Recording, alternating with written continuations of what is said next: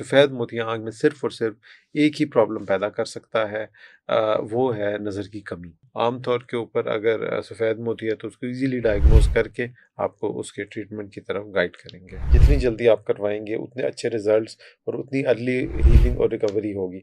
लेकिन इसका जो सिंपल फ़ॉर्मूला है, अगर आपकी डेली एक्टिविटीज़ इफ़ेक्ट हो रही हैं, अगर आपकी रूटीन ख़राब हो रही है, तो आप इसको ट्रीट करवा लीजिए। जिस इंजेक्शन का पिछले कुछ अरसे न्यूज़ में आता रहा वो एक अवास्टन इंजेक्शन है जो कि हुँ।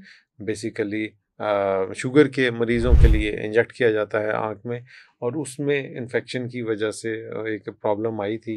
डॉक्टर्स की मैं बात करूँ, स्पेशली जी, जी। आई स्पेशलिस्ट, जी, जी। ग्लासेस ये लोग ज़रूर लगाते हैं। कोई आम आदमी आने को कैजुअली लेता है या वो थोड़ी-सी प्रॉब्लम को भी हुँ, ओवरलुक करता है, तो चूँकि हमें इन एंड आउट सारे पता होते हैं, तो हम थोड़ी-सी ज़्यादा केयर करते हैं उस चीज़ की। हमारे पास कोई भी जो पेशेंट आए, वो लेज़र करवाना चाहता है, तो हम उसे हुँ, कह दें कि जी, आप लेज़र करवा लें।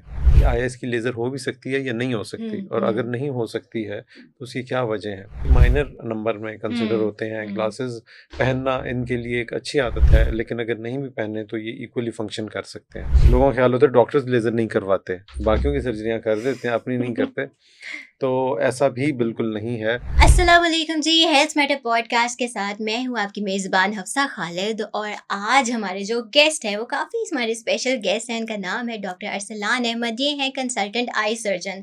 खुदा ने हमें बहुत सारी नेमतों से नवाजा है और उनमें से सबसे बड़ी नेमत है हमारी आँखें। खुदा की बनाई हुई जितनी भी खूबसूरत और दिलकश चीज़ें हैं, हमारी आँखें ना हो तो हम इनको नहीं देख पाते, और आँखों का भी अगर ख़्याल ना रखा जाए तो तब भी हम इन नेमतों को एंजॉय नहीं कर सकते। और इसी हवाले से आज हमारे साथ डॉक्टर अरसलान मौजूद हैं।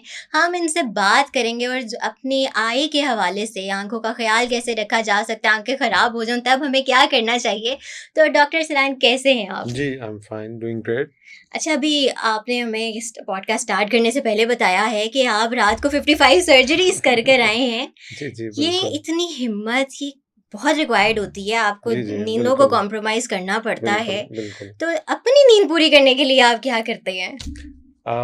बस नींद डॉक्टर्स की जो है वो इसी तरीके से होती है, वो डिपेंड करता है क्योंकि हमारी लाइफ इसी तरह होती है, कब इमरजेंसी पेशेंट्स आ जाएँ, कब हुँ, कोई ऐसा पेशेंट आ जाए जिसको केयर की ज़रूरत है, तो उसमें ऑफ एंड ऑन ये चीज़ जो है वो हमें बिल्कुल करनी पड़ती है। तो कोई शेड्यूल नहीं होता, कोई भी फिक्स टाइम नहीं है रेस्ट का या नींद का, जो हुँ, कि यकीनन एक चीज़ ठीक नहीं है।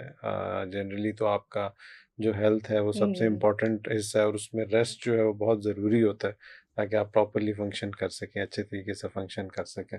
अच्छा, यूजुअली मैंने देखा है कि जितने भी ये वैसे डॉक्टर्स की मैं बात करूँ, स्पेशली जी, जी। आई स्पेशलिस्ट, जी, जी। ग्लासेस ये लोग ज़रूर लगाते हैं। हुँ, हुँ। तो ये ग्लासेस। इसके मल्टीपल जवाब हैं, और ये बहुत ज़्यादा ये क्वेश्चन पूछा जाता है हमारे से हुँ, भी। पहली बात तो ये है कि देखें, इसका एक एस्पेक्ट ये है कि आपका ताल्लुक जिस भी चीज़ से होता है, जिस भी हुँ, शोबे से होता है लाइफ़ के, ज़िंदगी के, तो आपके पास उस हवाले से अवेयरनेस बाकियों से ज़्यादा होती है हुँ, हुँ, रिगार्डिंग दैट हुँ, थिंग। तो इसी तरीके से आप कॉन्शियस भी ज़्यादा होते हैं उस चीज़ के बारे में। अगर कोई आम आदमी आने को कैजुअली लेता है या वो थोड़ी-सी प्रॉब्लम को हुँ, भी ओवरलुक करता है, तो चूँकि हमें इन एंड आउट सारे पता होते हैं, तो हम थोड़ी-सी ज़्यादा केयर करते हैं उस चीज़ की। तो एक तो ये चीज़ है।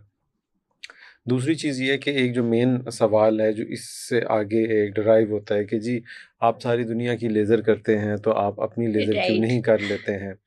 देखिए, इसमें जो है जो इसका इंक्लूजन और एक्सक्लूजन क्राइटेरिया है, वो इम्पोर्टेंट होता है। ऐसा बिल्कुल भी नहीं है कि हमारे पास कोई भी जो पेशेंट आए, वो लेज़र करवाना चाहता है, तो हम उसे हुँ, कह दें कि जी, आप लेज़र करवा लें।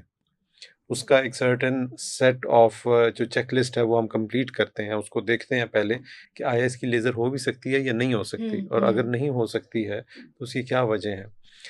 जैसे फॉर एग्ज़ाम्पल, अगर मैं सबसे पहले चूँकि अपनी ही बात करूँगा, तो अगर मेरा रिफ्रैक्टिव एरर ग्लासेस का नंबर 0.5 है, तो जनरली 1 से नीचे जो नंबर होते हैं, हम उनके लिए लेज़र एडवाइज़ ही नहीं ओके, करते हैं। ओके। उसकी भी एक वजह है, और वो ये है कि ये माइनर नंबर में कंसिडर हुँ, होते हैं। हुँ, ग्लासेस पहनना इनके लिए एक अच्छी आदत है, लेकिन अगर नहीं भी पहने, तो ये इक्वली फंक्शन कर सकते हैं, इतने हुँ, नंबर्स। और दूसरा जो लेज़र्स है, उसमें 0.5 के करीब रेसिडुअल रिफ्रैक्टिव एरर, यानी हुँ, कि वो नंबर जो लेज़र के बाद भी रहने का चांस होता है। तो 0.5 जितना भी आपका बड़ा या छोटा नंबर हो, रह सकता है। ओके। तो जो इसलिए जो छोटे नंबर्स हैं उन पे हम एडवाइस नहीं करते हैं लेज़र आम तौर के ऊपर। तो ये तो इसका एक जवाब है।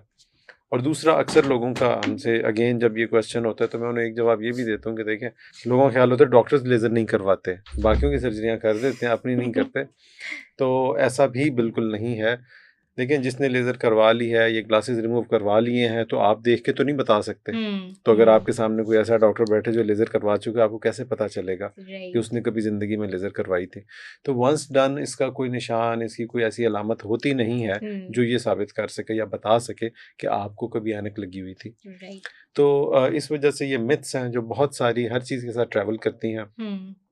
लेज़र के हवाले से भी एक कॉमन जो क्वेश्चन है, ये चीज़ है, तो उसके ये कुछ जवाब थे जो मैंने आपको बताए हैं। लेज़र करवाने के लिए, ठीक है, जिन लोगों को ग्लासेस से बहुत ज़्यादा इश्यूज़ होते हैं, मोस्टली ख़वातीन को मसले होते हैं। जी, जी, शादियों बिल्कुल। में जाना होता है, ग्लासेस नहीं लगा सकते, लेकिन ग्लासेस नहीं लगाएँगे तो नज़र भी नहीं आएगा। बिल्कुल, तो बिल्कुल, आपके पास जब आती हैं, इस तरह की ख़वातीन आती हैं, ख़ैर अब तो मर्द भी करवाते हैं, लेकिन बिल्कुल। मेरा ख़्याल है मेजॉरिटी ख़वातीन होंगी, if I am not wrong. नहीं, अब तकरीबन बराबर है अच्छा, इंसिडेंट। इक्वल है। लेकिन उसमें मैं आपको ये बात बताता चलूँ जो इम्पोर्टेंट चीज़ है इसमें मेंशन करना। देखें, एक कॉस्मेटिक एस्पेक्ट ज़रूर है उसका, हुँ, लेकिन कॉस्मेटिक एस्पेक्ट उस वक़्त तक काम करता है जब तक आपके नंबर को बहुत बड़े नहीं होते हैं। हुँ, क्योंकि अगर किसी का बहुत ज़्यादा वीक है, तो चाहे वो मेल है या फीमेल, अल्टीमेटली उसको ग्लासेस लगाने पड़ेंगे, क्योंकि हुँ। उसके बगैर वो बिल्कुल ही नहीं अपने काम कर पाएँगे। राइट, तो राइट। ये जो आपके लिए जो सिलेक्शन है कि हम लगाएँ ग्लासेस या ना लगाएँ, ये छोटे नंबर्स में 2 नंबर, 3 नंबर, 1 नंबर तक तो मैटर करती है। हुँ, लेकिन जब नंबर इससे भी ऊपर चले जाते हैं, तो उस वक़्त फिर मजबूरी बन जाता है, तो लोग लगाते हैं। हुँ, तो ग्लासेस में जितने भी ग्लासेस रिमूवल में ज़रूरी नहीं है कि आप मतलब इसको सिर्फ़ और सिर्फ़ प्योरली कॉस्मेटिक नज़र से देखें। हुँ, बहुत सारे लोग जिनको बहुत हैवी या मोटी ग्लासेस लगी हुई होती हैं, या उनके नंबर इस तरीके के होते हैं, सिलिंड्रिकल नंबर्स हैं, हुँ, हाई सिलिंड्रिकल नंबर्स हैं, तो उसमें आपकी जो विज़न है वो इतनी ज़्यादा डिस्टर्ब होती है, उसकी क्वालिटी इतनी ज़्यादा हुँ। ख़राब होती है कि आपके लिए ये एक नेमत से कम नहीं है कि आप लेज़र करवा के उससे जान छुड़वा लें। तो कॉस्मेटिक के अलावा एक थेराप्यूटिक इशू भी है, यानी कि हुँ। प्रॉपर इलाज के तौर पे भी हम इसको लेते हैं। अच्छा, इसकी एज लिमिट क्या होती है? किस एज में हम करवा सकते हैं? देखिए, एज लिमिट जो है ये इसकी एक मिनिमम एज तो है, यानी हुँ, कि 18 इयर्स तक, और उससे पहले हम आम तौर के ऊपर लेज़र नहीं करते हैं। कुछ हुँ, सिलेक्टेड केसेस हो सकते हैं जिनमें नंबर रुक चुका हो, लेकिन एक समझाने के लिए एक जो बेस लाइन एज है वो 18 इयर्स है, हुँ। कम अज़ कम। ज़्यादा से ज़्यादा की कोई एज लिमिट नहीं है। उसकी ओके। एक जो मेजर शर्त है वो यही है कि आप जो जो चेकलिस्ट है, ये जो चीज़ें हम देखते हैं कि लेज़र के लिए आप फिट हैं या नहीं हैं, हुँ, वो चीज़ें कंप्लीट होनी चाहिए। अगर वो राइट। कंप्लीट है, तो आप कभी भी लेज़र करवा सकते हैं। आई हेल्दी है, हुँ, आँख में कमौतिया या पर्दे का कोई प्रॉब्लम नहीं है, आप शुगर की वजह से आँख डैमेज नहीं हुई है, हुँ। या किसी भी और तरीके का नुकसान नहीं है आँख के अंदर, तो you are good to go, आप लेज़र करवा सकते हैं। अच्छा, लेज़र करवाने के बाद कौन-कौन जी। सी एहतियाती तदाबीर भी इख्तियार करनी पड़ती है हमें? ये एक और बहुत इम्पोर्टेंट क्वेश्चन है, हुँ, जो हमसे पूछा जाता है कि और उसमें जो एक इंटरेस्टिंग फैक्ट है वो ये है कि हर किसी की जो क्वेश्चंस होते हैं वो डिफरेंट होते हैं। जिसका कंप्यूटर का काम है उसने ये सुना होता है कि कंप्यूटर के बाद लेज़र जो है वो इफ़ेक्टिव नहीं रहती है। हुँ, फीमेल्स जो है उनका ये ख़्याल होता है कि शायद हम किचन में जाएँगी तो ख़राब हो जाएगी, ऐसा कुछ भी नहीं है। बेसिकली कोई भी इलाज आम तौर के ऊपर इस चीज़ पे ज़ोर देकर किया जाता है कि उसका फ़ायदा आपको तब है जब आपकी नॉर्मल फंक्शनिंग जो है वो डिस्टर्ब ना हो। ये हुँ, बेसिक क्राइटेरिया होता है किसी भी इलाज का जो हम करते हैं। इलाज का मकसद आपकी ज़िंदगी को आसान बनाना या बेहतर बनाना होता है, ना कि उसमें मज़ीद मुश्किलें पैदा करना। तो इस हवाले से ऐसी कोई लंबी चौड़ी एहतियात नहीं है। शुरू की हुँ, जो चंद हफ़्ते की या चंद दिनों की हीलिंग है वो तो ऑब्वियसली चाहिए होगी। लेकिन एक दफ़ा जब आपकी हीलिंग कंप्लीट हो जाती है, आँख सेटल कर जाती है, तो उसके बाद आप अपनी लाइफ बिल्कुल उसी तरीके से आँखों को जो है वो इस्तेमाल कीजिए, जैसे आप पहले कर रहे थे। चाहे आप कॉन्टैक्ट लेंस लगाएँ, कॉस्मेटिक्स यूज़ करें, नज़दीक का काम हुँ। करें, लैपटॉप, मोबाइल, तो वो तमाम चीज़ें आप कर सकते हैं। सकते हैं। राइट। अच्छा, अक्सर औकात मैंने सुना भी है कि अब ये मिथ भी हो सकती है, जी, क्योंकि जी, लोग क्या बिल्कुल। कहते हैं कि अगर आपकी आई सर्जरी हो गई है तो हुँ, आपने हुँ। धूप में ज़्यादा नहीं जाना। जाना भी है तो सनग्लासेस लगा के जाना है, और अक्सर सर्जरीज़ के बाद हम देखते हैं ना, लोगों ने जी, जी। सनग्लासेस लगाई होती हैं जिससे जी। सबको पता चल जाता है कि आँखों का कोई इलाज करवा कर आए जी, हैं। जी, तो बिल्कुल। ये वाली चीज़ें जो होती हैं वो ज़रूरी होती हैं करनी या नहीं होती? Again it's a myth hmm, और if not 100% then at least 99% myth तो है ये। कुछ स्पेसिफिक केसेस होते हैं यकीनन। जो ब्लैक ग्लासेस हैं इनका ताल्लुक आई की सेंसिटिविटी के साथ है, जो हुँ, किसी भी प्रोसीजर के बाद पैदा हो सकती है, यानी रोशनी आंख में चुभ रही है। लेकिन जनरली इसका हीलिंग से कोई ताल्लुक नहीं है। ये हुँ, सिर्फ और सिर्फ आपकी कंफर्ट के लिए हो सकती है कि लेज़र के बाद या किसी सर्जरी के बाद आंख में पैदा होने वाली चुभन या लाइट सेंसिटिविटी को आप अवॉइड कर सकते हैं ग्लासेस से। लेकिन जो हीलिंग का प्रोसेस है उसमें कतई कोई उसकी हेल्प नहीं है, और लॉन्ग टर्म में तो धूप का बिल्कुल कोई इसमें कोई रोल नहीं है किसी किस्म का। अगेन वही बात जो मैंने थोड़ी देर पहले की थी कि आपकी नॉर्मल फंक्शनिंग उसी तरीके से चलेगी जिस तरह हुँ। वो पहले चल रही थी। अच्छा, पाकिस्तान में इसकी कॉस्ट राउंड अबाउट कितनी बन जाती है कोई अगर करवाना चाहे तो?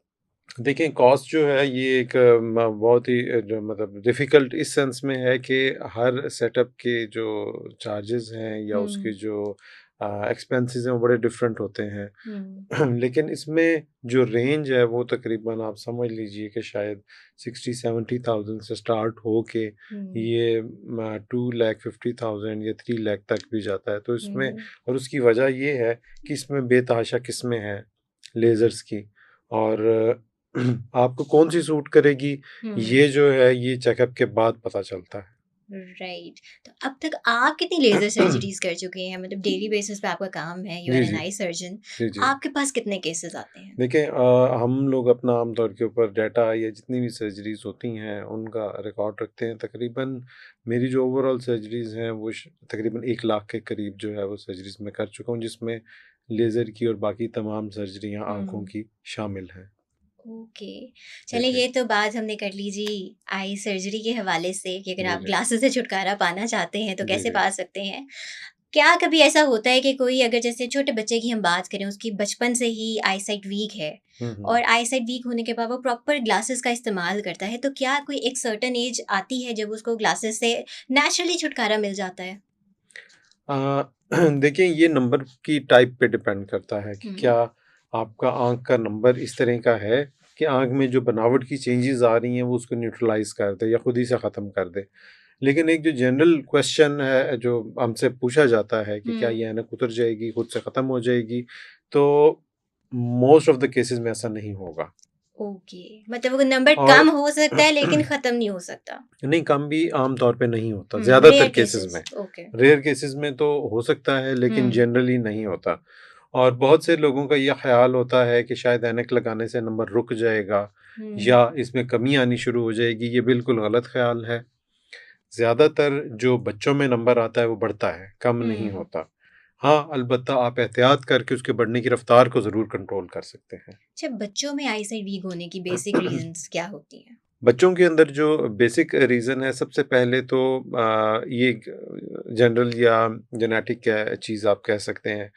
किसमें नज़र कमज़ोर होनी है ये बिल्कुल भी फ़िक्स नहीं होता। अलबत्ता कुछ ऐसी हैबिट्स हैं जो इसको मॉडिफ़ाई करती हैं। हुँ, इसमें सबसे जो इम्पोर्टेंट चीज़ है वो है आपका नज़दीक का काम या नियर डिवाइसेस का हुँ, यूज़। और इसका इस्तेमाल यकीनी तौर पे ये रिसर्च बेस्ड बात है और प्रूवन फैक्ट है कि अगर आपका नज़दीक का काम बहुत ज़्यादा है, जिस तरह बच्चे आजकल मोबाइल टैबलेट्स और नज़दीकी डिवाइसेस जो है वो बहुत कॉमनली यूज़ करते हैं, तो ये आँख में इस तरह की चेंजेस लेके आती है जो ऐनक के नंबर का सबब बनती है, और ना सिर्फ ऐनक के नंबर का बल्कि आँख में टेढ़ेपन का सबब भी बनती ओह! हैं। राइट। और ये तो मेरा ख़्याल है आजकल के जितने भी पेरेंट्स हैं, वो बच्चा माँओं को जा-जा के तंग करता है, तो माँ सबसे पहले अपना सेल फ़ोन ही बच्चों के हाथ में पकड़ाती है कि ये लो तुम ये पकड़ो और यहाँ पे बैठ जाओ। तो इसमें आई बिलीव कि सबसे ज़्यादा कसूर हमारे पेरेंट्स का ही है आजकल के, जी, बिल्कुल। जो सेल फ़ोन, टैबलेट्स उठा के बच्चों को दे देते हैं। जी, और बिल्कुल, यकीनी तौर के ऊपर। और इसमें बात ये है कि पूरी दुनिया में जो डब्ल्यूएचओ है या जो हेल्थ बॉडीज़ हैं, उनकी हुँ, गाइडलाइंस होती हैं, और वो हेल्थ के हवाले से हम लोग तमाम ही गाइडलाइंस को कितना फ़ॉलो करते हैं, वो हमें पता ही है।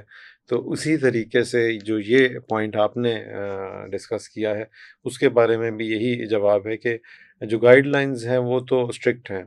हुँ, लेकिन आम तौर पे हम उनको फॉलो नहीं करते हैं। और उसमें सिंपल जो चीज़ है जो मैं बता सकता हूँ वो ये है कि 2 साल से पहले तो डिवाइसेज़ कॉन्ट्राइंडिकेटेड हैं, कतई तौर के ऊपर जो डिवाइस का एक्सपोज़र है वो नहीं होना चाहिए बच्चे का। उसकी हुँ, ग्रोथ जो ख़ास तौर पे न्यूरोलॉजिकल और मेंटल ग्रोथ भी सीरियसली हैम्पर हो सकती है।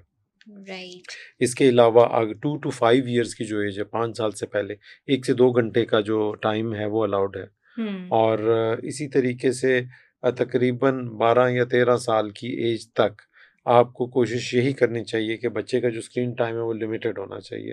हुँ। अदरवाइज़ आँख के ऊपर जो उसके नेगेटिव इम्पैक्ट्स हैं, बिल्कुल यकीनन आ सकते हैं। डिपेंड करता है कि आपकी रूटीन क्या है और आप कितनी फ्रीक्वेंसी से डिवाइसेज़ जो है वो इस्तेमाल कर रहे हैं। अच्छा, अपार्ट फ्रॉम डिवाइसेस, चलिए, ये तो आपने बता दिया कि स्क्रीन टाइम आपका कितना होना चाहिए एज के जी, जी। हिसाब से। क्या उसमें कोई डाइट भी काउंट करती है कि हम बच्चे को क्या चीज़ खिलाएं जिससे उसकी नज़र पे कोई इफेक्ट ना पड़े? देखिए, ये अगेन कॉमन क्वेश्चन है, तमाम पेरेंट्स ही पूछते हैं। डाइट, कोई भी ऐसी डाइट जो जनरल हेल्थ के लिए अच्छी है, आँख में विटामिन ए और ई की मिकदार ज़्यादा चाहिए होती है, जो स्पेसिफ़िकली आई के रिलेटेड जो केमिकल्स आँख में मौजूद होते हैं, उनसे लिंक्ड है। तो ये तो बिल्कुल ज़रूर आप डाइट में ऐड कर सकते हैं, लेकिन इसके अलावा कोई ऐसी स्पेसिफ़िक चीज़ नहीं है। क्योंकि लोगों का या पेरेंट्स का ये ख़्याल होता है, ख़ास तौर पे जिन बच्चों को पहली दफ़ा ग्लासेस लगी होती हैं, तो तकरीबन सारे ये सवाल पूछते हैं कि वो डाइट बताएँ जिससे ये ग्लासेस रुक जाएँ या उतर जाएँ। तो उसमें जैसे मैंने अभी बताया कि एक दफ़ा जब ग्लासेस लग गए हैं तो नहीं, वो उतर नहीं सकते हैं। हुँ, तो इसी तरीके से कोई ऐसी डाइट नहीं है जो इस तरह का कोई जादुई इफ़ेक्ट पैदा करे आँख के अंदर कि आपकी जो ग्लासेस हैं वो रिमूव हो जाएँ। हाँ, अलबत्ता ऑब्वियसली जो भी डाइट हेल्दी है, जिसमें एंटीऑक्सीडेंट्स ज़्यादा हैं, मिनरल ज़्यादा हैं, विटामिन ज़्यादा हैं, माइक्रो न्यूट्रिएंट्स की तादाद जो है वो ज़्यादा है, तो हुँ। वो चीज़ जनरल बॉडी के लिए भी अच्छी है और आई के लिए भी यकीनन अच्छी है। अच्छा, गाजर खाने से कहते हैं कि आपकी नज़र ठीक हो जाती है या नज़र में बेहतरी आ जाती है, ये सच है? हुँ। देखिए, ये भी अगेन आपको मालूम है या आप अंदाज़ा लगा ही सकते हैं, अगर ऐसा होता तो फिर सब जो डॉक्टर हैं वो गाजरों के ज़रिए अपने मरीज़ों का इलाज कर रहे होते। तो बेसिकली उसमें चूँकि विटामिन ए और ई की मिक़दार ज़्यादा है, तो यही चीज़ अगेन इस चीज़ से भी लिंक्ड है कि वो किसी हद तक आँखों के लिए अच्छे ज़रूर हैं। हुँ, लेकिन तमाम जिस तरह इसमें सिंपल ये है कि हम लोगों को अक्सर फार्मेसीज़ पे हम जाएँ तो मल्टीविटामिन से फार्मेसीज़ अब भरी हुई हैं और लोग हुँ, हालाँकि लोगों की हेल्थ अगर आप देखें तो विद टाइम उसमें कमी आ रही है और मल्टीविटामिन जो है वो ज़्यादा तादाद में सेल हो रहे हैं। तो हम ये अगर उम्मीद रखेंगे सारे का सारा काम मल्टीविटामिन करेंगे तो ऐसा बिल्कुल भी नहीं है। आपको अपनी लाइफ़स्टाइल चेंजेज़ जो हैं वो इस तरीके की करनी पड़ती हैं, ज़रूरी हैं आपके लिए, हुँ, जो कि मेन किरदार अदा करेंगी आपकी हेल्थ की बेहतरी में। बाकी चीज़ें कॉम्प्लीमेंट करती हैं, हुँ, बाकी चीज़ें साथ शामिल हो सकती हैं। लेकिन अगर आप एक्सरसाइज़ नहीं कर रहे हैं, किसी को शुगर है हुँ। और वो वेट कम नहीं कर रहा है और वो ये समझे कि सिर्फ़ इंसुलिन लगाने से या डायबिटीज़ के टैबलेट्स खाने से वो कंट्रोल हो जाएगा, तो ऐसा तो नहीं होगा। तो ये जो चीज़ है, अगर आप चाहते हैं कि इससे मल्टीविटामिन से या इससे आपको फ़ायदा हो, तो उसके लिए आपको पहले उसकी जो बाकी शर्तें हैं वो पूरी करनी पड़ेंगी हुँ। और उसके बाद फिर आप ये ज़रूर शामिल कीजिए, इनसे यकीनन आपको फ़ायदा होगा।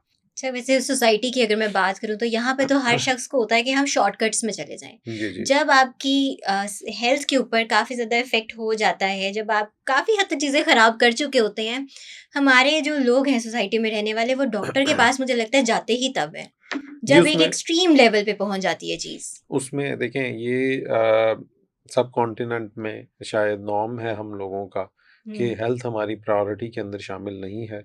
और ये चीज़ सिर्फ इससे ज़ाहिर नहीं है, अगर आप गवर्नमेंट लेवल के ऊपर भी देखें, सरकारी अस्पतालों का विज़िट करें, तो हुँ, आपको ये चीज़ वाज़ह तौर पे नज़र आएगी।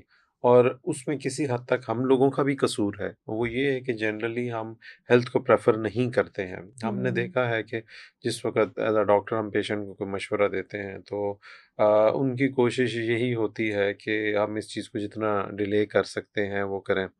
बाहर के ममालिक में, फर्स्ट वर्ल्ड कंट्रीज़ के अंदर, यूरोप के अंदर, अमेरिका में जिस वक़्त हम वहाँ जाते हैं, लोगों से मिलते हैं, बातचीत करते हैं, वहाँ के हेल्थ सिस्टम्स को देखते हैं, तो हुँ, उनकी जो साइकोलॉजिकल अप्रोच है टुवर्ड्स डिज़ीज़ बिल्कुल हुँ, डिफरेंट है। राइट। वो बीमारी को सीरियसली लेते हैं। और उससे भी पहले जो एक और चीज़ मैं यहाँ मेंशन करना चाहूँगा, वो है, देखें, prevention is better than cure. जो बीमारी है उससे बचना ज़्यादा बेहतर है, बजाय ये कि आप उसके इलाज की तरफ जाएँ। हमारी जो अवेयरनेस है रिगार्डिंग द प्रॉब्लम्स, वो हुँ, बहुत कम है। उसमें जो मीडिया है उसका बहुत ज़्यादा किरदार है। जिस तरह अभी आप भी बेसिकली इसी का हिस्सा हैं कि हुँ, आप ये हुँ, अवेयरनेस क्रिएट कर रहे हैं ताकि लोगों को इस चीज़ की आगाही हो। और ये बहुत ज़रूरी है कि हम पहले से जानें, बजाय ये कि जिस वक़्त प्रॉब्लम आ जाए, उस वक़्त उसको ठीक करना हमारे लिए भी मुश्किल हो जाता है, और एज़ अ पेशेंट आपके लिए भी हर लिहाज से वो एक साइकोलॉजिकल, फाइनेंशियल, हर हुँ। लिहाज से फ़िज़िकल बर्डन है। राइट। अच्छा, एक चीज़ और मैंने ऑब्ज़र्व की है कि आप अगर किसी, जैसे अब आप आई स्पेशलिस्ट हैं, आपके पास अगर लोग आते हैं, आपने किसी बीमारी की वजह से या आँख के कोई इन्फेक्शन की वजह से कोई ड्रॉप्स प्रिस्क्राइब कर दी हैं, हुँ, तो लोग क्या हुँ। करते हैं कि एक दफ़ा जो प्रिस्क्राइब हो गई है चीज़, बाद में आपको कोई प्रॉब्लम आ जाती है, तो वो बगैर डॉक्टर से सजेशंस लिए उनके पास जाए, उनकी एडवाइस के बगैर ही वही ड्रॉप्स इस्तेमाल करना शुरू कर देते हैं और बाद में कंप्लेन करते हैं कि ये फ़लाने टाइम पे मुझे डॉक्टर ने दिया था, तो अब मैंने वो इस्तेमाल किया तो बजाय ठीक होने के मज़ीद ख़राब हो गया है। जी। तो उसका कितना, आप अपनी मर्ज़ी से जब ड्रॉप्स इस्तेमाल करते हैं, वो कितना हार्मफुल होता है हमारी आँख के लिए? देखिए, ये डिपेंड करता है कि आप क्या दवाई इस्तेमाल कर रहे हैं। हुँ, जनरली सेल्फ प्रिस्क्रिप्शन जो है वो एक अच्छी चीज़ नहीं है। और चूँकि हमारे यहाँ मेडिकल सिस्टम अगेन वीक है, हमारी फार्मेसीज़ प्रिस्क्रिप्शन बेस्ड हुँ, मेडिकेशन को फ़ॉलो नहीं करती हैं, जो कि ज़्यादातर पूरी दुनिया में फ़ॉलो किया जाता है। और आप हर दवाई फार्मेसी जो है वो आपको नहीं दे सकती है। बहुत लिमिटेड सी दवाइयाँ हैं जो ओवर द काउंटर अवेलेबल होती हैं और आप बगैर प्रिस्क्रिप्शन के खरीद सकते हैं। हुँ, हमारे यहाँ एक बहुत कॉमन ट्रेंड है, और जो कि वक्त के साथ साथ बढ़ता जा रहा है, उसकी कई वजूहत हैं। लोगों के पास फाइनेंसिस की कमी है, लोगों के हुँ, पास टाइम की कमी है, और बीमारियों की ज़्यादती हो गई है। इसकी वजह से होता क्या है कि लोग डायरेक्टली डॉक्टर के बजाय फार्मेसी पे जाते हैं, हुँ, अपनी प्रॉब्लम बताते हैं, और फार्मासिस्ट जो है वो कई दफ़ा, या वो ना भी हो तो उनका स्टाफ जो है वो बग़ैर प्रॉपर नॉलेज के वो मेडिसिन उनको दे देते हैं, जो कि एक सही ट्रेंड नहीं है। बेहतर यही है कि आप अपने डॉक्टर के पास जाएँ, उनसे डिस्कस करें और प्रॉपर मेडिकेशन लें, क्योंकि कई दवाइयाँ ऐसी हैं जिनके लॉन्ग टर्म इस्तेमाल के सीरियस साइड इफ़ेक्ट हैं, और हमारे पास ऐसे पेशेंट्स आते हैं हुँ। जिन्होंने गलत मेडिसिन बड़े लंबे अरसे तक इस्तेमाल की होती है, और उसके बाद उससे कई कॉम्प्लिकेशंस पैदा होती हैं जिनको अक्सर दुरुस्त करना मुश्किल हो जाता है। अच्छा, ऐसा कोई केस आपको याद हो, जो इस तरह का हो और आपने उसको ट्रीट किया हो? जी, कोई जी। ऐसा पेशेंट आपको याद हो, उसकी हम चाहेंगे कि ज़रा थोड़ा-सा हमें भी एक्सप्लेन करें, ताकि लोगों को भी अंदाज़ा हो सके कि सेल्फ प्रिस्क्रिप्शन से अगर कोई मेडिसिन इस्तेमाल की जाती है, तो वो कितनी हार्मफुल हो सकती है?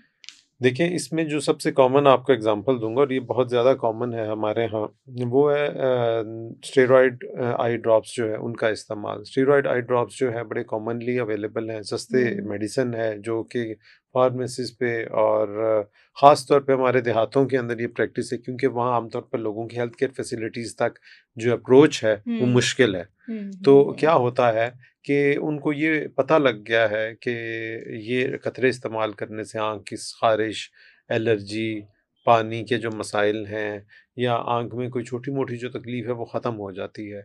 लेकिन उसके सीरियस साइड इफ़ेक्ट हैं जो कि कंप्लीट लॉस ऑफ विज़न तक भी जाते हैं।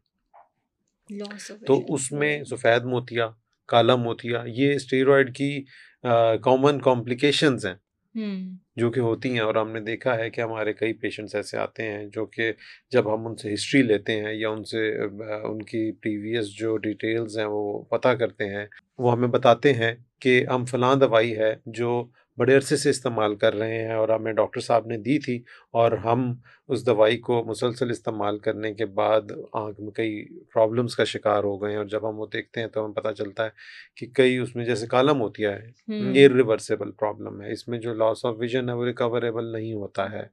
तो अगर ज़्यादा डैमेज हो चुका है तो वो वापस नहीं आ सकता।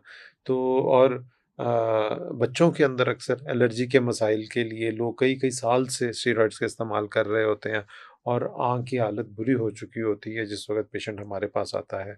तो ये अवेयरनेस की जो बहुत ज़्यादा ज़रूरत है कि पेशेंट जो भी दवाई है वो बगैर प्रिस्क्रिप्शन के मत इस्तेमाल करें। अच्छा, सफ़ेद मोतिया और काला मोतिया की भी आपने बात की, इन दोनों में डिफ़रेंस क्या होता है? जी, बेतहाशा डिफ़रेंस है। जितना डिफ़रेंस सफ़ेद रंग और काले रंग में है, इतना ही इन दोनों बीमारियों में है। बेसिकली काला मोतिया जो वर्ड है, मोतिये की वजह से दोनों को आपस में कन्फ्यूज़ कर दिया गया है, जबकि ये टोटली मुख्तलिफ़ बीमारियाँ हैं और हुँ। इनका आपस में कोई ताल्लुक नहीं है।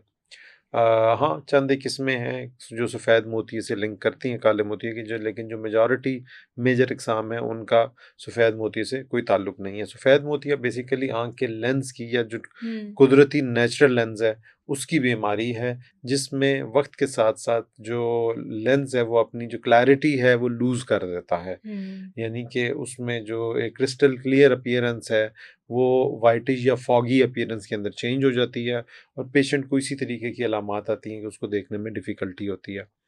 इसमें हम फेकोइमल्सिफ़िकेशन एक प्रोसीजर है जो लेटेस्ट प्रोसीजर है, उसके ज़रिए जो मोतिया है या जो आँख का नेचुरल लेंस है बेसिकली हम उसको रिमूव कर देते हैं, हुँ। और चूँकि हुँ। नेचुरल लेंस रिमूव हो गया है तो अब उसकी जगह हम आर्टिफ़िशियल लेंस इम्प्लांट करके और आँख की नज़र को बहाल कर देते हैं। तो ये ओके। तो सफ़ेद मोतिया है हुँ। जो कि जनरली रिवर्सिबल एक प्रॉब्लम है। हुँ। अगर हम काले मोतिये की तरफ आएँ तो बेसिकली काला मोतिया आँख के अंदरूनी प्रेशर की एक बीमारी है, जिसमें आँख का अंदरूनी प्रेशर बढ़ना शुरू हो जाता है। हुँ। और जब मुसलसल आँख का प्रेशर लंबे अरसे के लिए बढ़ा रहता है, तो आँख की जो ऑप्टिक नर्व है या आँख की वो नस जो कि आँख को ब्रेन से कनेक्ट करती है, हुँ। मुसलसल प्रेशर रहने की वजह से वो ड्राई होना शुरू हो जाती है। उसकी ओके। ऑक्सीजन की सप्लाई, उसकी खून की सप्लाई मुसलसल प्रेशर की वजह से कॉम्प्रोमाइज़ होती है, और अल्टीमेटली जो नज़र प्रोसेस करके आँख ऑप्टिक नर्व के ज़रिए पीछे ब्रेन तक पहुँचाती है, वो ख़त्म हो जाता है। यानी कि बेसिकली ब्रेन का और आई का कनेक्शन जो है हुँ। वो डिसरप्ट हो जाता है। आई बनावट के लिहाज से चाहे ठीक क्यों ना हो, विज़न आपकी इफ़ेक्ट हो जाती है, और चूँकि जो भी इंसानी जिस्म में ब्रेन से रिलेटेड प्रॉब्लम है, अगर ब्रेन डैमेज हो गया है आपका हुँ। किसी भी शक्ल के अंदर, तो जो न्यूरोनल सेल्स हैं उनमें रीजनरेशन की कैपेसिटी नहीं होती है, वो दोबारा से ग्रो नहीं कर सकते हैं। तो हुँ। इस वजह से ये भी, चूँकि ऑप्टिक नर्व भी एक दिमाग का हिस्सा है, जिस वक़्त ये डैमेज हो जाती है तो ये रिकवरेबल नहीं होती है। मतलब इसका कोई ट्रीटमेंट एज़ सच? देखिए, इसका ट्रीटमेंट ये है बेसिकली कि हम जितनी जल्दी डायग्नोज़ करें, हुँ। उसको वहाँ रोक सकते हैं। यानी कि इस की प्रोग्रेशन रोकी जा सकती है, लेकिन इसको रिवर्स नहीं किया जा सकता। ये जो इम्पोर्टेंट चीज़ है, ये समझने वाली है। हुँ। इस वजह से हम अपने पेशेंट्स को यूँ ही ये तशख़ीस करते हैं, तो ये बात समझाते हैं कि कम से कम आप अभी एहतियात स्टार्ट कर दें, प्रॉपर मेडिकेशन लें, अगर सर्जरी या लेज़र्स की ज़रूरत है, वो करवाएँ, ताकि हम प्रेशर को कंट्रोल कर लें। उससे एटलीस्ट जो रेज़िडुअल विज़न है या आपकी जो हुँ। बची हुई विज़न है, चाहे वो कितनी ही क्यों ना हो, 90% है या 10% है, एटलीस्ट उसको आप ज़रूर सेव कीजिए। अच्छा, काले मोतिये के लिए क्या-क्या ऐसी चीज़ें हमें करनी पड़ती हैं जिससे हम उसको वहाँ पे स्टॉप कर सकते हैं? देखिए, पहली चीज़ तो तशख़ीस है। हुँ। अक्सर लोगों को काला मोतिया जो बदनाम है, वो सिर्फ़ इसलिए बदनाम नहीं है कि ये इसकी जो इरिवर्सिबल है, विज़न रिकवर नहीं हो सकती है। बेसिकली ये इस वजह से भी बदनाम है क्योंकि अक्सर लोगों को इसके होने का पता ही नहीं होता है, और इत्तफ़ाक़िया तौर पे जिस वक़्त वो डॉक्टर को चेक कराने जाते हैं, तो उनको पता चलता है कि उनको काला मोतिया है। इसके या सिम्पटम्स हमें। दूसरी देखिए, आम तौर पे जब सिम्पटम्स आते हैं उस वक़्त तक ये काफ़ी एडवांस लेवल पे जा चुका होता है। ओके। तो ओके। इस वजह जो अब इससे कैसे बचा जा सकता है, बहुत उसका सिंपल तरीका है कि आप रेगुलर आँख का मुआयना करवाएँ। आम हुँ। तौर पे काला मोतिया जो है वो मिडल एज या उसके बाद की बीमारी है। तो उसमें जब भी और ये पूरी दुनिया में इसी तरीके से होता है कि after the age of 40 years आपके regular physical hmm. Examination mandatory होते हैं, ज़रूरी होते हैं। तो एक एनुअल चेकअप आँखों का भी अगर आप उसमें शामिल कर लेंगे, तो उसमें ये तमाम चीज़ें कवर हो जाती हैं। हमारे पास आँखों की स्क्रीनिंग के लिए या आँखों के जो बेसिक टेस्ट हैं, उनके लिए जो हुँ, भी पेशेंट आते हैं, उनमें हम उनके बेसिक जो रूटीन के चेकअप्स करते हैं, उसमें काले मोतिये की स्क्रीनिंग या हुँ, उससे रिलेटेड टेस्ट शामिल होते हैं। तो इस राइट। वजह से हमारे जो जितने भी हाज़रीन हैं या जो देख रहे हैं, उनको मेरा यही मशवरा है कि आप बिल्कुल अक्सर लोगों का ख़्याल होता है कि वो अगर उन्होंने ऐनक बनवानी है, तो वो ऑप्टिकल शॉप या ग्लासेस से वहाँ से जाके बनवा लें। ठीक है, गुड इनफ, लेकिन अगर आप एक प्रॉपर मुआयना करवा लेंगे, तो कई ऐसी चीज़ें जो बाद में आपके लिए प्रॉब्लम का बायस बन सकती हैं, वो बहुत पहले से ही रूल आउट हो चुकी होंगी। राइट। अच्छा, सफ़ेद मोतिये की हम बात करते हैं, कैटरैक्ट जिसको कहा जी, जाता जी। है। इसके क्या-क्या सिम्पटम्स होते हैं? हमें कैसे पता चलता है कि हमारी आँखों में हमें सफ़ेद मोतिये का प्रॉब्लम आ रहा है? देखिए, इसके अंदर बड़ा सिंपल है। एक चीज़ जो अगेन जो इससे रिलेटेड एक मिथ है, वो मैं आपको यहाँ क्लियर कर दूँ। आँख में अक्सर लोग हमारे पास आते हैं और बताते हैं कि जी हमारी आँख में दर्द है या हमारी आँख में ख़ारिश है या पानी आ रहा है, और हमें किसी ने बताया कि हमारी आँख में सफ़ेद मोतिया भी है। तो वो बेसिकली आँख में होने वाले तमाम मसाइल को लिंक कर रहे होते हैं सफ़ेद मोतिये की मौजूदगी के साथ। हुँ, ये ऐसा बिल्कुल भी नहीं है। सफ़ेद मोतिया आँख में सिर्फ़ और सिर्फ़ एक ही प्रॉब्लम पैदा कर सकता है, वो है नज़र की कमी, ब्लरिंग ऑफ विज़न। हुँ, अगर आप ब्लरिंग या नज़र में धुंधलाहट फ़ील करते हैं और आप ये समझते हैं कि पिछले कुछ अरसे में आपकी नज़र कम होनी शुरू हो गई, या आप लोगों को पहचानने में या रूटीन में ओपन एनवायरनमेंट के अंदर मुश्किल हो रही है देखने में नज़र के हवाले से, तो फिर आप अपने करीबी डॉक्टर को मुआयना करवाएँ। वो आम तौर के ऊपर अगर सफ़ेद मोतिया है, तो उसको ईज़िली डायग्नोज़ करके आपको उसके ट्रीटमेंट की तरफ गाइड करेंगे। जी, कितने परसेंटेज पे हम सर्जरी की तरफ जा सकते हैं? देखिए, ये भी अगेन कोई हार्ड एंड फास्ट रूल नहीं है इसका। हुँ, अलबत्ता ये ज़रूर है, अर्लियर द बेटर। जितनी जल्दी आप करवाएँगे, उतने अच्छे रिज़ल्ट्स और उतनी अर्ली हीलिंग और रिकवरी होगी। लेकिन इसका जो सिंपल फ़ॉर्मूला है, जो लोग ट्राई कर सकते हैं अगर किसी को उनके करीबी लोगों में से ये शिकायत है, तो वो ये है कि अगर आपकी डेली एक्टिविटीज़ इफ़ेक्ट हो रही हैं, हुँ, अगर आपकी रूटीन ख़राब हो रही है, तो आप इसको ट्रीट करवा लीजिए। और अगर आप समझते हैं कि आप कंफर्टेबल हैं, आपको नज़र का ज़्यादा मसला नहीं है, तो इसका हुँ, मतलब ये है कि आपका जो कैटरेक्ट है वो अर्ली स्टेजेस के ऊपर है। आप अभी उसमें कुछ अरसा वेट कर सकते हैं। ये अलग बात है कि अल्टीमेटली उसका हल सर्जरी के ज़रिए ही होगा, उसके बगैर कोई और हल नहीं हो सकता। बट एज़ अ डॉक्टर हम लोगों की कोशिश भी यही होती है कि हम फौरी सर्जरी की तरफ ना जाएँ, जब बहुत ज़रूरत हो तभी सर्जरी करें। अच्छा, कैटरैक्ट के हवाले से एक और क्वेश्चन मैं आपसे करना चाहूँगी। एक इंजेक्शन का इस्तेमाल किया जाता है यूजुअली हॉस्पिटल्स में, जी, जी। जिससे आँख को सुन्न किया जाता है, जी, जी। और काफ़ी कुछ टाइम पहले भी इस इंजेक्शन के हवाले से काफ़ी ज़्यादा न्यूज़ में भी ये रहा है हुँ, कि हुँ। वो इंजेक्शन का इस्तेमाल करने से आपकी आँखों पे बहुत ज़्यादा इफ़ेक्ट आया है, आपकी जो विज़न है वो ख़त्म हो गई है। जी, तो जी। वो इंजेक्शन क्या वाक़ई इतना हार्मफुल होता है, जिसका इस्तेमाल किया जाता है? अच्छा, ये इसमें थोड़ी-सी जो आपने इन्फॉर्मेशन शेयर की है, आपने कन्फ्यूज़ किया है इंजेक्शंस हुँ, को। ये 2 डिफरेंट इंजेक्शंस हैं बेसिकली। एक इंजेक्शन वो है जिसका ताल्लुक ऑपरेशन के साथ है, जो कि आँख को सुन्न करने के लिए इस्तेमाल किया जाता है। इसके जो किसी भी मेडिसिन के कुछ साइड इफ़ेक्ट हो सकते हैं, वो तो हैं, लेकिन ऐसा साइड इफ़ेक्ट नहीं है जो आँख को मुस्तकिल लॉस या डैमेज की तरफ लेके जाए। हुँ, जिस इंजेक्शन का पिछले कुछ अरसे न्यूज़ में आता रहा, वो एक अवास्टन इंजेक्शन है, जो कि हुँ, बेसिकली शुगर के मरीज़ों के लिए इंजेक्ट किया जाता है आँख में, और उसमें इन्फेक्शन की वजह से एक प्रॉब्लम आई थी कि वो बैच जो था, जो इन्फेक्ट हुआ था, वो जिस जिस भी पेशेंट को वो मेडिसिन लगी, तो उससे उसकी आँख में प्रॉब्लम आ गई। हुँ, जो सुन्न करने वाला इंजेक्शन है, देखिए ज़्यादातर जगहों के ऊपर तो अब उसके बगैर सर्जरी की जाती है। कुछ लिमिटेड जगह हैं जहाँ आँखों को सुन्न करने की जो टेक्नीक है वो इस्तेमाल की जाती है।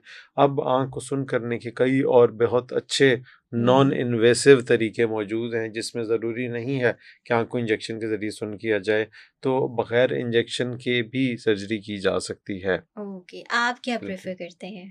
जी, बगैर इंजेक्शन के करना पेशेंट के लिए भी एक फ़ायदा है, और मैं भी ज़ाती तौर के ऊपर बहुत कम पेशेंट्स के अंदर इंजेक्शन का इस्तेमाल करता हूँ। ज़्यादातर हम उन पेशेंट्स में इंजेक्शन का भी इस्तेमाल करते हैं जो आपको फॉलो नहीं कर सकते, जो ड्यूरिंग सर्जरी आपके इंस्ट्रक्शंस को नहीं सुन सकते हैं, या पर्सनली वो ये समझते हैं कि वो आपकी जो इंस्ट्रक्शंस हैं उनको फॉलो नहीं कर पाएंगे, तो वो खुद से ये चाहते हैं कि आप इंजेक्शन के ज़रिए उनकी आँख को सुन करें।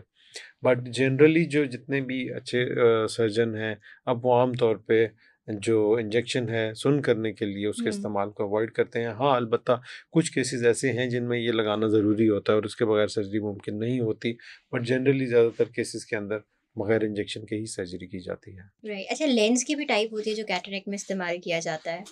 देखें, ये भी अगेन एक डाइवर्स टॉपिक है। इसमें लेंस की बेतहाशा इकसाम है हुँ। और मुख्तलिफ़ कंपनियों के हिसाब से, मुख्तलिफ़ टेक्नोलॉजीज़ के हिसाब से लेंस की कई किस्में हैं जो इस वक्त मौजूद हैं।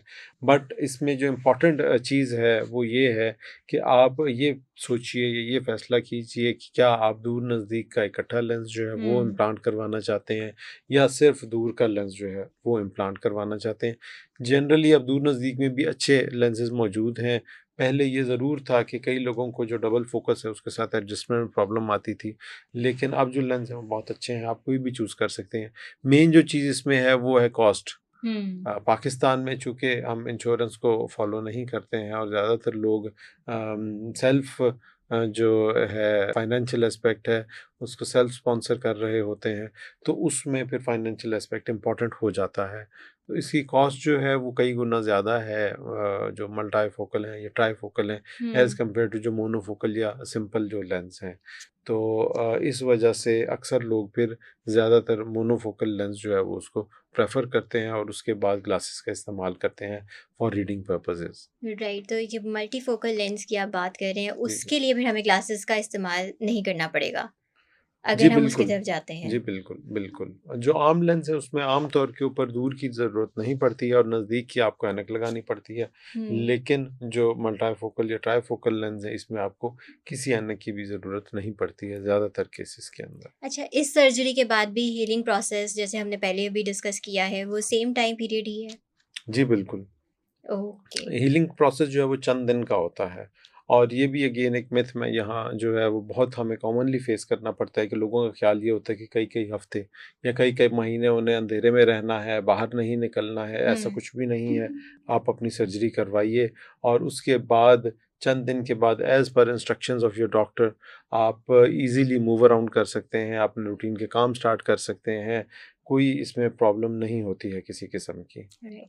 अच्छा, जो डायबिटीज़ और ब्लड प्रेशर के पेशेंट्स होते हैं, उनका इन दोनों चीज़ों की वजह से आँख पे कितना असर होता है? देखिए, आँख पे बहुत ज़्यादा असर है। हुँ। डायबिटीज़ ख़ास तौर के ऊपर आँख को डायरेक्टली इफ़ेक्ट करती है। आँख में सफ़ेद मोतिया एक कॉमन प्रॉब्लम है। हमारे पास जितने भी सर्जरी के पेशेंट आते हैं जिनकी हम सर्जरी करते हैं, उनकी एक बहुत सिग्निफ़िकेंट मेजॉरिटी डायबिटिक होती है। यानी हुँ। कि बेसिकली उनको जो मोतिया बना है आँख में, वो शुगर की वजह से है।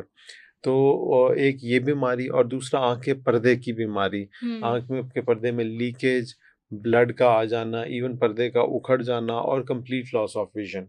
ये शुगर की वजह से हो सकते हैं अगर आप इसको टाइमली ट्रीट ना करें तो। राइट। अच्छा, कॉन्टैक्ट लेंसेज़ के हवाले से मैं आपसे कुछ जानना चाहूँगी, क्योंकि हमें जी, अक्सर जी। औक़ात लोगों के बहुत ज़्यादा कमेंट्स भी आते हैं जी, जी। कि लोग कॉन्टैक्ट लेंसेज़ का जब इस्तेमाल करते हैं, एक तो लेंसेज़ होते हैं ना जो आपने अपनी नज़र की वजह से आप यूज़ कर रहे हैं, जैसे आप कहीं बाहर जा रहे हैं, आप ग्लासेस नहीं लगा सकते तो आप जी, लेंस जी। इस्तेमाल कर लेते हैं।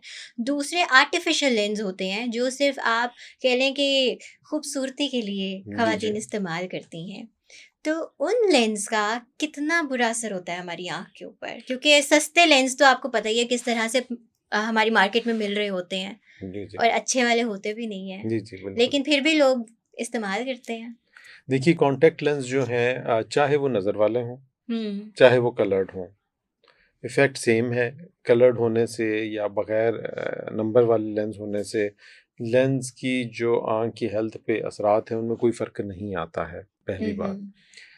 और यूजुअली हम बेसिकली अब ये बताते हैं अपने पेशेंट्स को कि कॉन्टैक्ट लेंस का इस्तेमाल तब शुरू हुआ था जब लोग ग्लासेस से छुटकारा चाहते थे और हुँ, चूंकि उस हुँ। वक्त लेज़र की टेक्नोलॉजी अवेलेबल नहीं थी, तो ये उस वक्त की टेक्नोलॉजी है जो कि हमें ग्लासेस फ्री सोल्यूशन की तरफ लेके जाती है। यानी कि आपको ऐनक नहीं इस्तेमाल करनी पड़ेगी और आप कॉन्टैक्ट लेंस के ज़रिए ऐनक के बगैर अच्छा देख सकते हैं।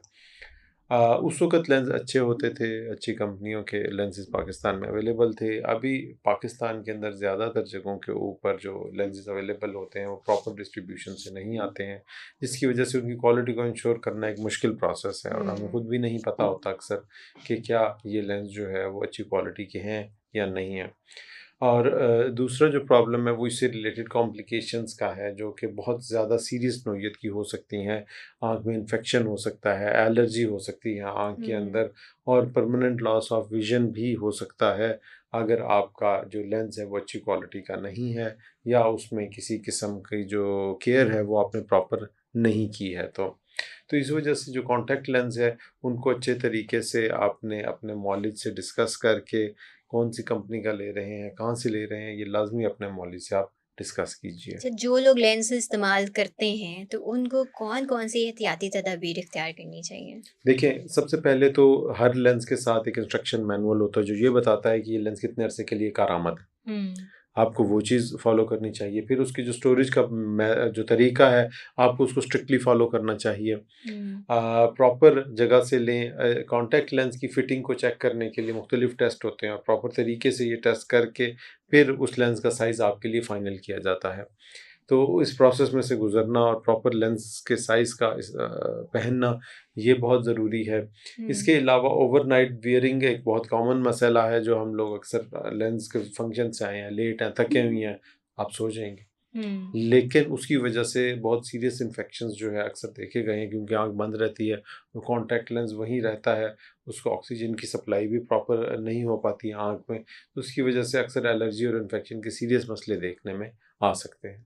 राइट, मतलब जितनी भी ख़वातीन या चलें जो भी लोग इस्तेमाल कर रहे हैं कॉन्टैक्ट लेंसेज़, तो जो डॉक्टर सलान आपको बता रहे हैं, आप वो एहतियाती तदबीर लाज़मी इस्तेमाल करें, क्योंकि मैंने खुद अपने जानने वालों को देखा है जो लेंस का इस्तेमाल करते हैं और अब वो तौबा-तौबा करते हैं। जी, क्योंकि बिल्कुल। गलती उनकी अपनी खुद की होती है, एहतियात वो लोग खुद नहीं करते और उसके बाद ब्लेम किस पे जाता है, या तो डॉक्टर पे चला जाता है या लेंस कंपनी पे चला जाता जी, है। बिल्कुल, बिल्कुल, बिल्कुल।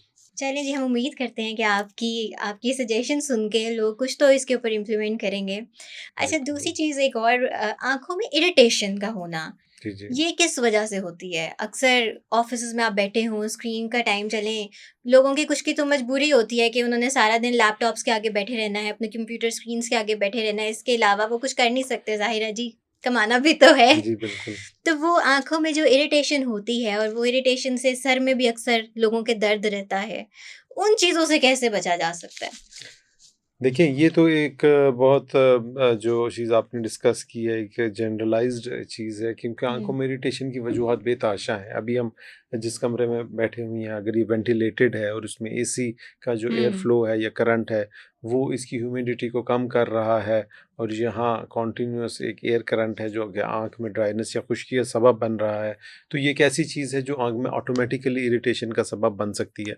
अब हुँ, चूँकि सारा दिन हम क्लोज़्ड एनवायरनमेंट में हैं, हम आर्टिफ़िशियली क्रिएटेड एनवायरनमेंट के अंदर मौजूद रहते हैं, तो अक्सर बॉडी उसके अगेंस्ट जो नेचुरल हैबिटेट जिसके लिए इंसान इतने मिलियन ऑफ ईयर्स के अंदर उसकी एवोल्यूशन हुई है, जब हम उसको स्किप करते हैं और अपने ऊपर वो चीज़ें तारी करते हैं जो कि नेचुरल नहीं है, तो उसके मसाइल सामने आते हैं।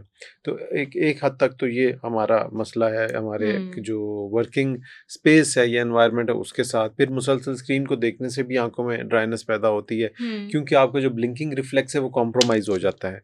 यानी आम हालात में अगर आप घंटे में 1 मिनट में 15 या 20 दफ़ा आँख को झपक रहे हैं, तो लैपटॉप या स्क्रीन की मौजूदगी में आप 8 से 10 दफ़ा अपनी आँख को ब्लिंक करेंगे, जिसकी वजह से आँख में ड्राइनेस का मसला जो है वो आ सकता है। तो इसी तरीके से ये जितने भी हमारे वर्क प्लेस रिलेटेड इश्यूज़ हैं, ये इरिटेशन का सबब बनते हैं। हमारी वर्क स्टाइल जो है उससे, फिर अक्सर लोगों की अब नींद भी पूरी नहीं होती है। आपका सोने का जागने का टाइम जो है वो भी हुँ, फिक्स नहीं है, जिसकी वजह से आँखों को प्रॉपर रेस्ट नहीं मिलता है। और जब आप बाहर जाते हैं तो वहाँ भी कोई किसी किस्म की कोई माफ़ी हमें इसलिए नहीं मिलती है कि अगर आप लाहौर का एयर क्वालिटी इंडेक्स उठा के देखेंगे तो आपको पता चलेगा कि लाहौर पोल्यूशन में भी टॉप के ऊपर है। तो वहाँ भी आपके आँखों के अंदर ऐसे केमिकल्स का एक्सपोज़र और पार्टिकल्स का एक्सपोज़र होता है, जो आँख हुँ, में इरिटेशन का, ख़ारिश का, जलन का सबब बनते हैं। तो उससे बचना, ग्लासेस का प्रॉपर इस्तेमाल, प्रोटेक्टिव ग्लासेस या प्रोटेक्टिव हेड गियर का इस्तेमाल हम्म। ये बहुत ज़रूरी है। और आंखों को वॉश करें, साफ़ करते रहें, आंखों के ऊपर आप पानी के छींटे डालते रहें, ताकि ये जो आंखों में इरिटेशन है और ये जो पार्टिकल्स हैं या डस्ट है वो क्लियर आउट होती अच्छा, रहे। इरिटेशन जब अक्सर लोगों को होती है तो वो आंखों को मसलना शुरू कर देते हैं, तो वो कितना हार्मफुल होता है? जी, आँखों को मसलना एक बहुत ही हार्मफुल बीमारी है। और ख़ास तौर पे जिन लोगों को एलर्जी का मसला होता है, चूँकि उनकी आँख में मुसलसल ख़ारिश रहती है, तो उसकी वजह से वो आँखों को मलते हैं, रब करते हैं। बच्चों में ये चीज़ जो है वो बहुत कॉमनली देखी गई है हम्म। और इसके कई साइड इफ़ेक्ट हैं। आँखों की कई बीमारियाँ ऐसी हैं जिनका ताल्लुक आँखों के मुसलसल मसलने या रबिंग के साथ है। राइट। तो ये चीज़ जो है ये तो बिल्कुल भी नहीं होनी चाहिए। और जब भी आप आँख को रब करते हैं, तो आँख में कई ऐसे केमिकल्स रिलीज़ होते हैं जो आँखों में फ़र्दर सोज़िश, लाली, ख़ारिश और पानी का बाइस बनते हैं। तो आँखों को मसलने से कभी भी हमें वो फ़ायदा मुकम्मल तौर पे हासिल नहीं होता जो कि हम चाह रहे होते हैं। राइट, चलें डॉक्टर साहब, इसको हम थोड़ा सा वाइंड अप करते हैं अब। जी, बिल्कुल। काफ़ी हद तक हमने आपसे चीज़ों के बारे में पूछा है और मैं उम्मीद करती हूँ कि हमारे आज के पॉडकास्ट में लोगों को काफ़ी अवेयरनेस भी हुई होगी। जो वो गलतियाँ वो अपनी रोज़मर्रा की ज़िंदगी में करते हैं, मैं उम्मीद करती हूँ कि आपकी बातें सुनने के बाद वो ये जी, चीज़ें रिपीट इंशाल्लाह, ना करें। इंशाल्लाह। अपनी आँखों को हेल्दी रखने के लिए मैं चाहूँगी कि आप आखिर में हमें कुछ चीज़ें बताएँ, कुछ प्रिकॉशंस बता दें जिनको हम अपनी रोज़मर्रा की ज़िंदगी में उनको फ़ॉलो करें, ताकि हमारी आँखों को जितना नुकसान होता है उससे हम बच सकें। हाँ, देखिए इसमें जो चंद बेसिक चीज़ें हैं, सबसे इम्पोर्टेंट तो आपका लाइफ़स्टाइल है। हुँ। आपकी जो डाइटरी हैबिट्स हैं वो हैं, आपका रेस्ट है, आपकी नींद है, फिर आँखों की जो क्लीनलीनेस है, आँखों को वॉश करते रहना, डस्ट से बचाना, ये बहुत ज़्यादा ज़रूरी है। डाइट में अगर आप देखें तो जैसे मैंने अभी थोड़ी देर पहले ज़िक्र किया कि विटामिन ए और ई वो न्यूट्रिएंट्स हैं या वो विटामिन हैं जो कि आँख के लिए ज़रूरी हैं। तो ये चीज़ें, फिर स्क्रीन टाइम का कम करना ये बहुत ज़रूरी है। जितना ज़्यादा एक्सेसिव स्क्रीन हुँ। टाइम होगा उसकी वजह से आँखों में प्रॉब्लम आएँगी। अगर आपको ग्लासेस का नंबर मिला हुआ है तो वो आप रेगुलर लगाएँ, उसको हुँ। स्किप ना करें। और आँख का साल में 1 दफ़ा कम से कम मुआयना ज़रूर करवाएँ। Regular I examination is very important. तो ये वो सारी चीज़ें हैं जो कि हम बेहतर बना सकते हैं। और यहाँ एक और चीज़ मैं शामिल कर दूँ कि आउटडोर एक्टिविटीज़ का बहुत हुँ। ज़्यादा रोल है इसके अंदर। ख़ास तौर पे बच्चों की जो आँखों की ग्रोथ है, उसके लिए जो आउटडोर एक्टिविटीज़ हैं वो बहुत इम्पोर्टेंट है। तो हुँ। ये एक चीज़ वक़्त के साथ-साथ कम होती जा रही है, इसको बेहतर बनाना बहुत ज़रूरी है। डॉक्टर साहब, बहुत-बहुत शुक्रिया आपका, आपके टाइम का। आपने हमारे लिए टाइम निकाला, हमें बहुत जी। अच्छा लगा आपसे बात करके।